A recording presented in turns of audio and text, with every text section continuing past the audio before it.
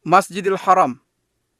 Sebelum Adam dan Hawa turun ke bumi, Ka'bah telah diletakkan dan para malaikat telah bertawaf mengelilinginya sambil bertalbiyah. Kemudian badai topan menutupinya pada zaman Nuh alaihi salam. Tatkala Yang Maha Tinggi dan Kuasa menghendaki manusia kembali kepada cahaya kebenaran, Dia perintahkan Nabi Ibrahim alaihi salam untuk membawa istri beliau Hajar beserta putra beliau Ismail yang masih menyusuh ke lembah kosong yang kering dari air dan buah-buahan. Di sana keduanya beliau tinggal pulang. Sesampai di jalan beliau berdoa kepada Allah, "Wahai Rabb kami, sesungguhnya aku telah menempatkan sebahagian keturunanku di lembah yang tidak mempunyai tanam-tanaman di dekat rumah Engkau, Baitullah, yang dihormati. ربنا إني أسكنت من ذريتي بواد غير ذي زرع عند بيتك المحرم ربنا ليقيموا الصلاة فاجعل أفئدة من الناس تهوي إليهم وارزقهم من الثمرات لعلهم يشكرون." Ya Rabb, kami yang demikian itu agar mereka mendirikan salat, maka jadikanlah hati sebagian manusia cenderung kepada mereka, dan beri rezekilah mereka dari buah-buahan, mudah-mudahan mereka bersyukur. Sebagai pengabulan doa Nabi Ibrahim, terpancarlah air Zam-Zam, mata air suci untuk Ismail dan ibunya Hajar. Tatkala kabilah-kabilah mengetahui hal ini, mereka segera datang ke tempat air dan kesucian. Adapun Bani Al-Amalik, mereka menetap di atas bukit Qayquan setelah mendapatkan izin dari Hajar alaihissalam. Ketika Ismail alaihissalam menginjak dewasa dan balik, ia dinikahkan dengan Imarah, putri kepala suku Bani Al-Amalik. Di saat kabilah Jurhum datang, tinggallah mereka di celah Al-Wad. Setelah beberapa tahun, Allah mengizinkan nabinya Ibrahim alaihissalam untuk berkunjung ke lembah tersebut di atas. Di sana beliau menanyakan tentang keadaan Ka'bah dan istri beliau. Dikarenakan beliau mendapat istri, anaknya tidak bijak dalam berkata-kata, maka beliau memerintahkannya untuk menyampaikan salam kepada suaminya tatkala pulang, dan memerintahkan agar sang suami merubah pintu gerbangnya. Ismail pun paham akan maksud perkataan ayahnya. Lantas beliau ceraikan wanita tersebut. Tatkala mendengar berita itu, Bani Jurhum segera mengejar kemuliaan pernikahan dengan Nabi Ismail alaihissalam. Dari pasangan inilah akhirnya terlahir kabilah-kabilah Arab yang paling terpandang.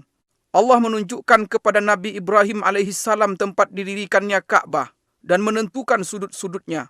Allah Ta'ala berfirman yang artinya, وَإِذْ بَوَّأْنَا لِإِبْرَاهِيمَ مَكَانَ الْبَيْتِ أَلَّا تُشْرِكْ بِي شَيْئًا وَطَهِّرْ بَيْتِيَ لِلطَّائِفِينَ وَالْقَائِمِينَ وَالرُّكَّعِ السُّجُودِ. Dan ingatlah ketika kami memberikan tempat kepada Ibrahim di tempat Baitullah dengan mengatakan, janganlah kamu menyekutukan sesuatu pun dengan aku, dan sucikanlah rumahku ini bagi orang-orang yang tawaf, orang-orang yang beribadat, serta orang-orang yang rukuk dan sujud.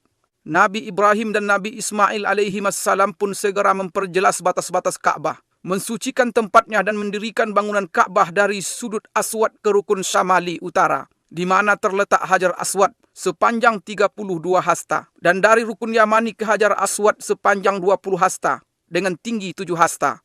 Kemudian keduanya meletakkan Hajar Aswad pada tempatnya dan melakukan tawaf dengan berkeliling 7 putaran. Lantas mereka mulai mengajak manusia ke rumah pusaka ini untuk beribadah kepada Allah dan mensucikan diri dari dosa-dosa dunia. Jatuh hatilah umat manusia ke rumah Allah Baitullah ini dan mereka berlomba-lomba untuk mengunjunginya. Allah Ta'ala berfirman yang artinya, وَأَذِّن فِي النَّاسِ بِالْحَجِّ يَأْتُوكَ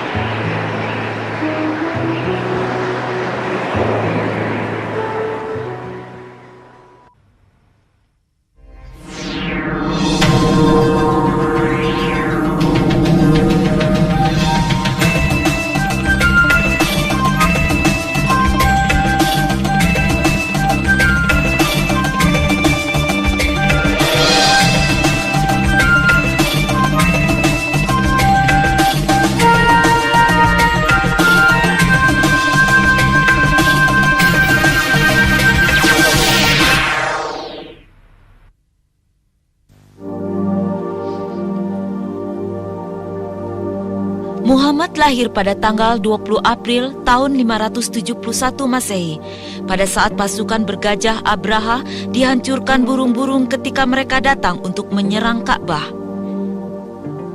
Ka'bah adalah tempat di mana Nabi Muhammad dibesarkan dan diasuh. Sebuah tempat suci yang dibangun Nabi Ibrahim yang merupakan nenek moyang Nabi Muhammad. Ayahnya Abdullah wafat saat dia masih berada di dalam kandungan. Muhammad kemudian disusui oleh Halimatul Sa'diyah di desa Banu Sya'ad. Ibunya meninggal ketika dia masih berumur 6 tahun.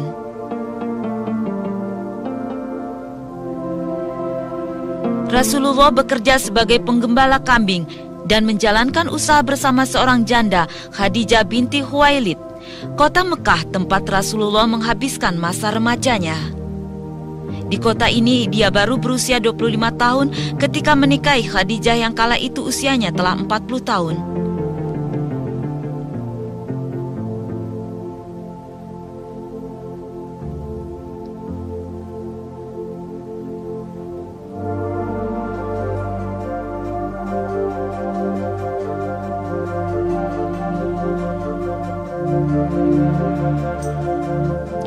Jalur ini telah dilalui Muhammad dalam perjalanannya ke Gua Hira di puncak Bukit Nur, Bukit Cahaya.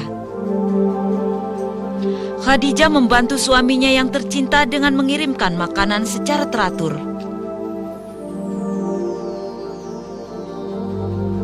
Disinilah Rasulullah menetap seperti yang dilakukan pendahulunya Nabi Ibrahim. Rasulullah marah pada kerusakan akhlak yang menimpa umatnya, yaitu mereka yang masih tetap menyembah berhala.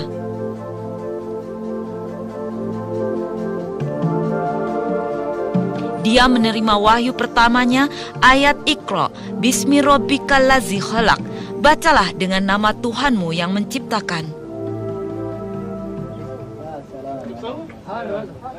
Peristiwa ini yang secara resmi mengesahkan Nabi Muhammad sebagai Nabi yang terakhir. Kisah ini terjadi pada tanggal 12 Ramadan atau 6 Agustus abad ke-6 Masehi. Dia kemudian memulai misinya melanjutkan pengajaran yang dilakukan nabi-nabi sebelumnya. Pengajaran itu semula dilakukan secara diam-diam. Setelah 3 tahun barulah pengajaran tentang agama Islam dilakukan secara terbuka. Sholat 5 waktu kemudian diwajibkan. Inilah kota Mekah yang menjadi saksi Nabi Muhammad dan pengikutnya mendapat tantangan dari suku Quraisy yang dipimpin Abu Sufyan dan Abu Jahal. Karena sikap menentang tersebut, hanya 70 penduduk kota Mekah yang memeluk Islam dalam waktu 10 tahun setelah Rasul melakukan syiar. Allah memerintahkan kaum muslim untuk pindah ke Madinah. Rasulullah dan pengikut terdekatnya Abu Bakar As-Siddiq pergi ke Madinah pada tanggal 20 Juni 622 Masehi. Persekongkolan untuk membunuh Nabi tetap berlanjut, meski ketika Muhammad dan Abu Bakar tiba di Gua Syur. Namun Rasulullah berusaha menyelamatkan diri dan melanjutkan perjalanan dengan menggunakan jalur lain. Setelah 8 hari Rasulullah tiba di perbatasan Madinah, kedatangannya disambut dengan baik. Muhammad singgah sebentar di Kuba, kira-kira 15 km dari Madinah. Beliau menolong masyarakat di sana untuk membangun masjid pertama dalam sejarah Islam, Masjid Kuba. Rasul tinggal di sini selama 4 hari.